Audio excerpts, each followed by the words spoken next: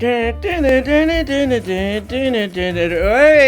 welcome back to the Daily Show. Welcome back to the Daily Show. I'm your host, John. Toilets. Stop, come on. Cut that out, man. Well, guys, I don't know if you know about this, but on this channel, we like to check in on what's going on with technology. We look at technology and we say, praise God. So we are going to go to the tech check graphic in 3, 2, 1, graphic. Did it go? I've never had a more transformative first experience with a piece of technology. Now, all that being said, I'm gonna return it. The price is wrong, And I also think almost everybody shouldn't buy this, and I'll explain exactly why.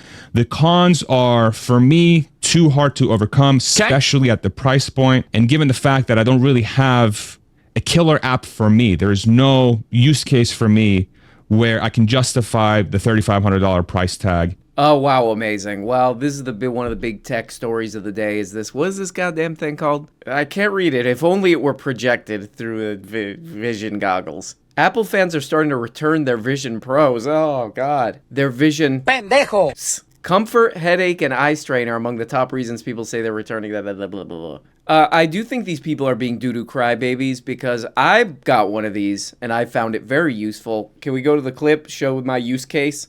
Oh, what's that, Grandma? Oh, you're sick or something? Huh? Oh, great. Okay. Well, you know, good to see you. This is from that website, The Verge. The Verge's product manager told me that he thought using the device led to a burst blood vessel in his eye. Oh, I hope that's not true. His eye's going like this. It's just too expensive and unwieldy to even try to get used to the constant headaches and eye strain I was experiencing. I'll be back for the next one. Hey, come on, man. What? Shut up. But for me, the juice isn't worth the squeeze. Hey. But I will say this. Don't take my word for it. Don't take anybody else's word for it. Book yourself an appointment to the Apple Store, if there's one near you, and go get a demo. Go try it on. Go to experience it because... Yeah, so I took this guy's advice, and I booked an appointment at the Apple Store, and I sashayed in that place. And I walked right up to the Genius Bar, and I said, hello, I'm here to try the new porno googly eye glasses that you guys have. They were, really rude to me about it. They were really rude to me. I was asked to leave. 2 hours after unboxing my Apple Vision Professional and using it, I decided to box it back up again and return it. Oh, come on, man. It's quite cool, but there's nothing in it for me that I'll use frequently enough to warrant my keeping it. It seems like this is what everybody's saying. They're like, wow, this is amazing. This is really cool. I don't really want it. Sorry.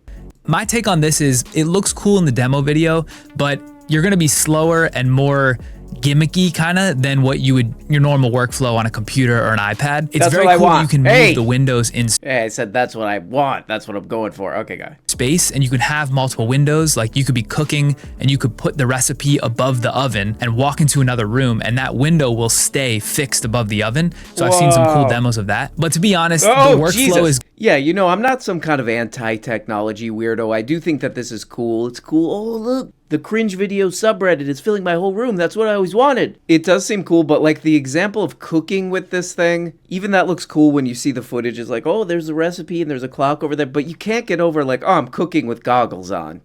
I think I'm cooking with ski goggles on. That's definitely what would happen to me if I tried to cook with the Apple. What the hell is the goddamn thing called? Apple Vision Professional. The cable would get all tangled up. The computer part would go flying out into grease or something. Oh, great. This is pretty funny here. The way the Vision Pro works is that you position windows and other virtual objects in specific places in 3D space. Oh my God. So can I put a window in the Toilets. Okay. Come on. For example, you could put a TV screen on your wall or float your email app window in the middle of the room, blah, blah, blah, blah, blah. We get it. That's really cool. It also makes the device unusable when walking around outside the home. Oh, God.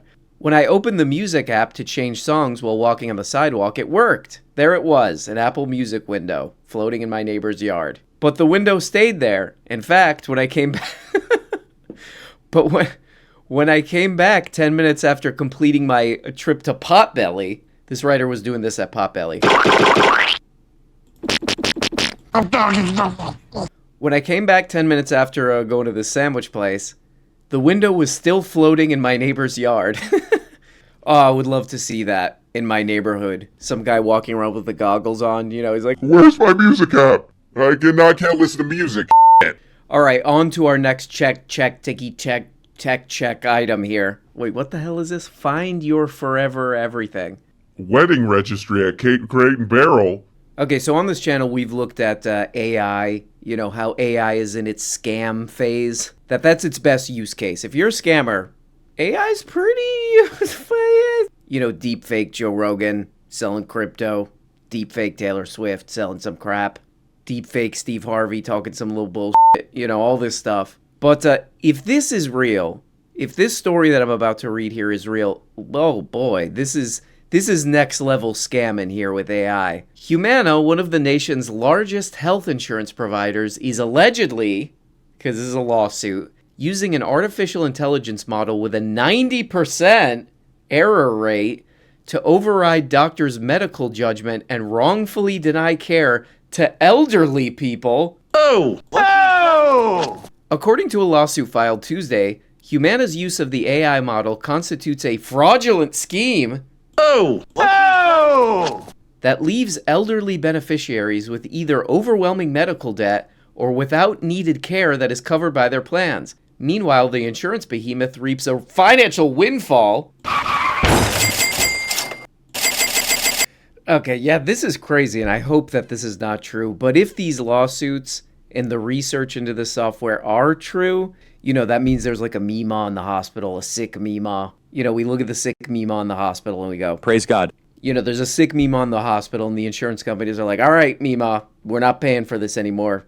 Get your little ass out of here, Based on software that's 90% inaccurate. That seems... I hope this is not true. And I hope this is not allowed, because that seems bad. Okay, one more tech check story. For one day. Okay, one more tech check story, and for that we... Praise God. What the hell does this goddamn headline say here? What is this? Twitter suspends reporter for manipulation and spam hours after publishing an article about manipulation and spam on Twitter. Okay, so I was looking at this. Generally speaking, Chinese people look Chinese. Come on, man. Come on, Joe. You're better than that. I was watching this Joe Rogan interview, where they're going on and on. They're doing the about how free Twitter is, free speech. It's the only place for free speech. This guy, he's really carrying the torch of free speech. And then you read a story like this, like, I'm not so sure. I don't know, Joe, and Joe's merry band of dudes. I don't know if that's so true.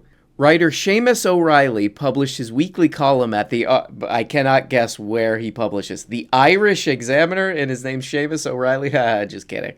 On Saturday, talking about how spam, scams, and manipulation attempts are flooding the internet. Okay, so this guy's like a reporter for some Irish paper. So he's writing this story about scams and flim-flams on the internet and how it's kind of exploding on Twitter. The piece isn't really about Twitter, but one of the many things it mentions is Twitter. In noting that in response to an earlier column, Seamus O'Reilly, had written, a blue check scammer replied to the column being posted there, pushing people to pay for porn videos.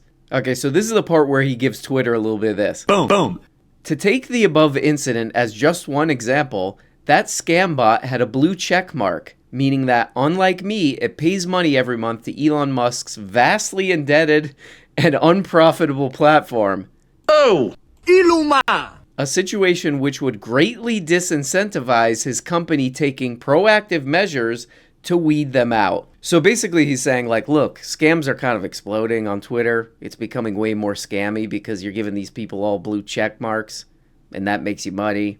So you don't want to take that away, and then it's more likely for people to get scammed. And then weirdly, after that, this dude, Seamus O'Reilly, okay, come on. His account is now suspended. And I actually checked, I looked up this username, still suspended. So Twitter's good for free speech, but we better watch what you say. You better watch what you say, or you might get some Boom. Might get some of that. The popular commentator, Seamus O'Reilly, his almost 100,000 followers have been unable to read his tweets. He's been on Twitter for 14 years. He said the suspension came within hours of his latest column going on the platform. Okay.